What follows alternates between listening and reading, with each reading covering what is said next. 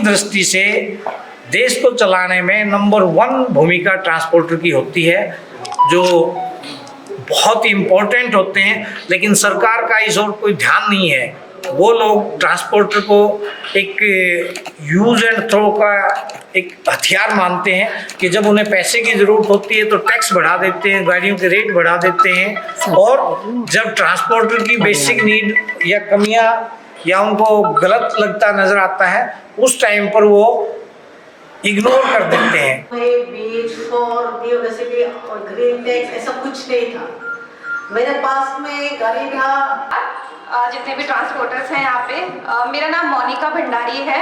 दोनों जॉब करते थे, दोनों ने अपनी जॉब छोड़ी और दोनों ने बिजनेस स्टार्ट किया, इसलिए क्योंकि ऑब्वियसली अपने बिजनेस करने पे ज़्यादा मज़ा आता है, अपनी मर्जी से काम चल सकता है। इसलिए हमारा मेन बेसिक इंपोर्ट एक्सपोर्ट हम करते हैं। बाहर से कोई मटेरियल मंगाना है, किसी को कुछ भी मंगाना है, by air, by sea, by courier में, और यहाँ से किसी को भी कुछ भी मटेरियल बाहर भेजना है, हम उसमें आपका सब कुछ लॉजिस्टिक पार्ट जो होता है, आपका ड्यूटी पे हो गया, कस्टम क्लियरेंस हो गया, CHA हो गया, डॉक्यूमेंटेशन आपके पास प्रॉपर नहीं है, वो सारी चीज़ें हम लोग हैंडल करते हैं। दूसरी चीज़, अब वही कस्टमर्स थे जिनका इंडिया में मटेरियल आना होता था, तो पहले मेरा ये ट्रांसपोर्टेशन में डोमेस्टिक नहीं था, लेकिन उन्हीं कस्टमर को फिर हमारी रिक्वायरमेंट हुई कि आप ही मेरा ये डोमेस्टिक भी हैंडल करो, तो फिर हमने अपना अकाउंट खोला सब जगह, अपने अलग अलग कोरियर्स में भी, हमारा कोरियर में भी काम है।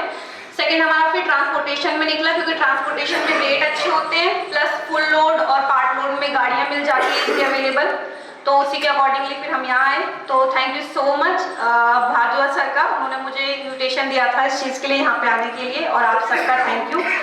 कभी भी कोई भी रिक्वायरमेंट हो, मेरी तरफ से कोई हेल्प होती है तो आप जरूर बताइएगा, और अगर मुझे आप लोगों की हेल्प होती है तो आप प्लीज़ ज़रूर कीजिएगा, क्योंकि हमने भी इस इंडस्ट्री में पैर रखा है। ऑब्वियस है कि अभी 2 लड़कियां काम करना इस लाइन में तो बहुत ज़्यादा डिफिकल्ट होता है, हमारे भी बहुत है डिफिकल्ट। अभी थोड़ा टाइम पहले किसी ट्रांसपोर्टर ने बदतमीजी से बात भी करी, कोई बहुत अच्छे भी होते हैं, तो चैलेंजेस होते रहते हैं, वो कोई प्रॉब्लम नहीं है, बट बहुत अच्छे लोग हैं यहाँ पे, मैं देखा बहुत लोगों को, तो thank you so much.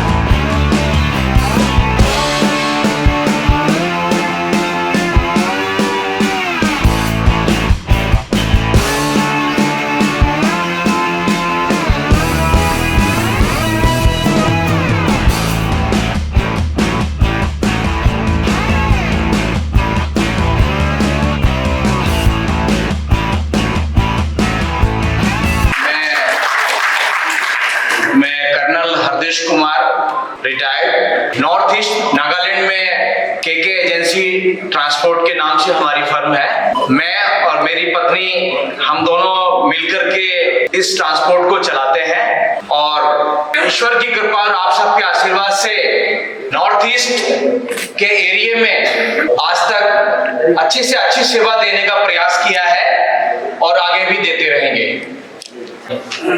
Driver भाई, ट्रांसपोर्टर और गाड़ी मालिक, मैं सांगली से शंकरराव शांताराम चिंचकर दादा, वहाँ मेरा छोटा एसोसिएशन है, एकता माल वाहतूक संगठन, वो चला रहे हैं। हमारे साथ आए हुए हमारे all India production driver helpline के सारे हमारी फैमिली है, यही परिवार है, इनके सहारे हम जिंदगी काट रहे हैं, एक दूसरे का साथ देते जा रहे हैं, और मैं इतनी खुश हूँ कि इतना काम कर रहे हैं। चाहते हैं कि ये सरकारें जगें और ट्रांसपोर्टर को अपना जो हक है वो दें, क्योंकि आप देख सकते हैं 30 साल से 25 साल से जो रेट थे ट्रांसपोर्टरों के वो वही हैं, और वो बोलते नहीं हैं, क्यों? हमारा आपस में कंपटीशन हो जाता है, हम वहीं खड़े रहते हैं। लेकिन गवर्नमेंट को देखना चाहिए कि ये जो मार रहे हैं ये अपने भाइयों को मार रहे हैं। ऐसे ही जो दूसरे इंडस्ट्रीज़ हैं जो ट्रांसपोर्टरों को यूज़ करती हैं, 100% ट्रांसपोर्टरों का पैसा होता है।